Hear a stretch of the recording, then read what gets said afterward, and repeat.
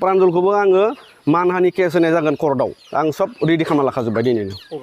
आं बाथौगुरि कर्टआव होगोन मुसलपुर इउटुबखौ सोलायनोबा मोजां सालाय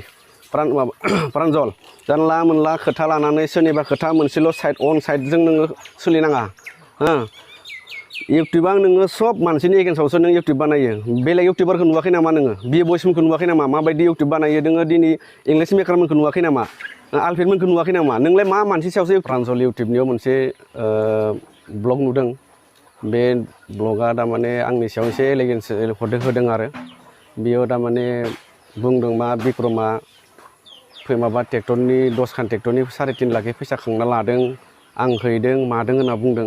बे एकदमबारे नंखाय आं बे एलिगेसना नंखायथार ओंखायनो आं बुंदों बे फैसा होनाया सैथ' नंगौ 5 लाख थाखा होफैनाया खिन्थु पुराना बिलनि थाखायसो इयो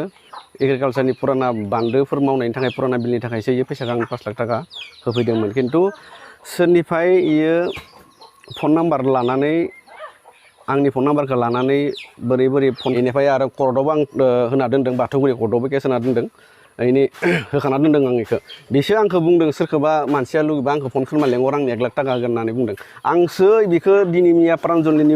इउटुबाव नुनानै गुवाहाटियाव दङ होननानै सानखाना लाबाय बेखौ दा आंसो थानायाव थांनानै जबरदस्त थारमाने मानसिया इयो माबायाव दङ होननानै आं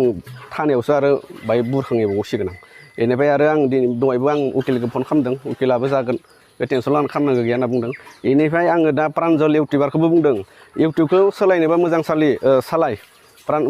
प्रान्जल जानला मोनला खोथा लानानै सोरनिबा खोथा मोनसेल' साइड अन साइडजों नोङो सोलिनाङा हो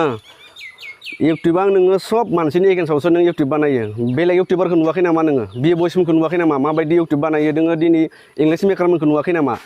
आलफ्रेडमोनखौ नुवाखै नामा नोंलाय मा मानसि सायावसो इउटुब खालामो नोङो बिक्रमनि खोथाखौबो खोनासंमोन आंनि खोथाखौबो नोङो खोनासंमोन आंनि खोथायाव आं न'आव लागै फैयोमोन नोङो जुदि नों इउटुब मान हेगार थानो रोंबा